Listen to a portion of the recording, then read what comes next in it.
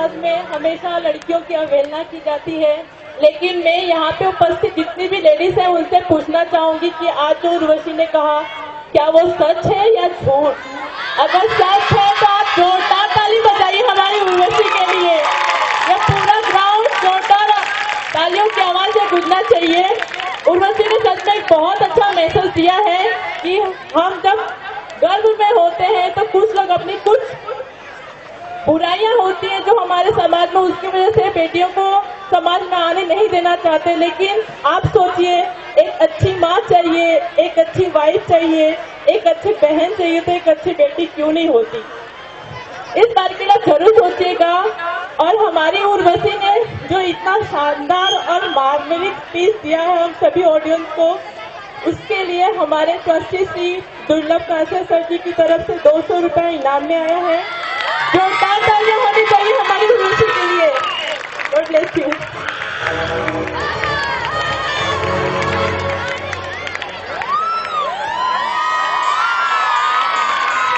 जोरदार तालियां कंटिन्यू होती जाएगी, तभी परफॉर्मेंस भी बढ़ता जाएगा।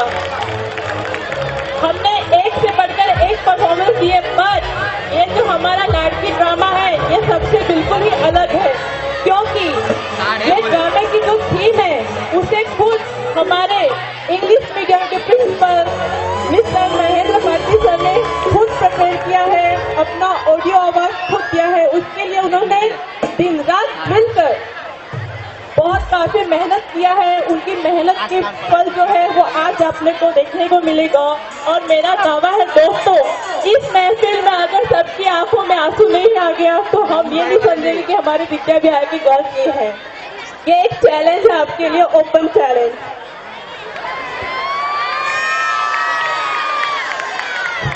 हेलो, દરેક ને પહેલા નમ્ર વિનંતી છે કે આપણું સ્થાન લઈ લે। જે રીતે ઉર્વશી પટેલે અહીંથી બહુ સરસ એવો મેસેજ આપ્યો છે, મેડમે તમને સારી રીતે એક્સપ્લેન કરીને સમજાવી પણ દીધું। ખરેખર વિદ્યા વિહાર સંકુલની આ કોમર્સ અને સાયન્સની દીકરીઓ પર અમને બહુ ગૌરવ છે, કેમ કે કોઈની તાકાત નથી કે વિદ્યા વિહાર સંકુલની આ દીકરીઓ પર નજર ઉઠાવી શકે। જે રીતે માતા પિતાનું અભિમાન આ દીકરી છે, એ રીતે વિદ્યા વિહારનું અભિમાન આ મારી દીકરીઓ છે। ભગવાન કહેવાય કે ભગવાન જયારે દીકરાને જન્મ આપે ને, ભગવાન જયારે દીકરાને જન્મ આપે ત્યારે એને કહે કે જા અને તારા પપ્પાને મદદ કરજે। પણ જયારે એક દીકરીને જન્મ આપે છે, જ્યારે એક દીકરીને જન્મ આપે છે અને કહે છે કે બેટા જા, હું તારા પપ્પાને મદદ કરીશ, હું તારા પપ્પાને મદદ કરીશ, તો શા માટે આ દીકરીઓને આપણે બહાર સમજવું જોઈએ? આ પરફોર્મન્સ બતાવવા પાછળ અમારો આ જ એક મેસેજ છે। બધા શાંતિથી આને જોશે અને બસ અમને કંઈ નથી જોઈતું, બસ તમારી તાળીઓ જોઈએ છે, જેથી અમારી આ દીકરીઓને ખૂબ અભિમાન લાગે। Thank you. Ready, go.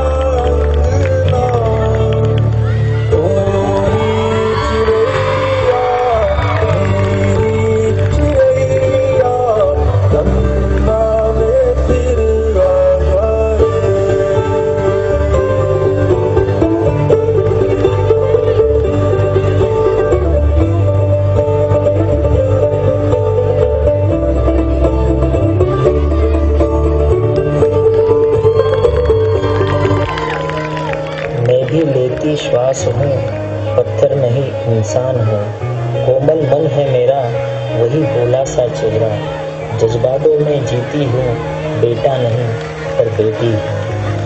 तेरे दामन चुरा लिया जीवन के पहले ही तूने मुझे मिटा दिया। विद्या विहार की एक ही पुकार, बेटी बचाओ बेटी बचाओ बेटी बचाओ। अभी आपने देखा कि एक पिता के दिल के अंदर की अपनी बेटी प्रत्ये की भावना जो आपके सामने हमारे विद्या विहार संकुल की बेटियों ने प्रस्तुत किया।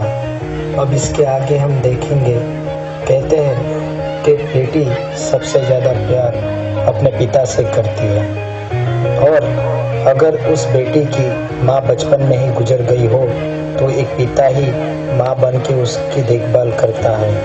फिर चाहे कितना भी काम हो फिर भी वो अपनी बेटी को बेटे जैसा प्यार करता है।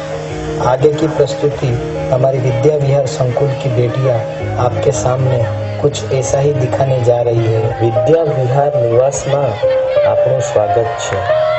આ હિતેશભાઈ પટેલ છેલ્લા 30 વર્ષથી અથાગ પરિશ્રમ કરી કાપડ વ્યાપારમાં તેમને પોતાનું નામ કર્યું છે। વ્યવસાય સુખી માણસ, એકદમ ડાઉન ટુ અર્થ। જોયું બધા સાથે પ્રેમથી વાત કરે છે। ના ના રિટાયર નથી થયા, કોઈની રાહ જોઈ રહ્યા છે। કોની રાહ જોઈ રહ્યા હશે? તેમની લાડકી દીકરી સોનલ। જન્મ થતાની સાથે જ તેમની માતા શાંતિબેન એકલી મૂકી પરલોક સિધાવી ગયા। હિતેશભાઈના જીવનના મુખ્ય બે ધ્યેય હતા।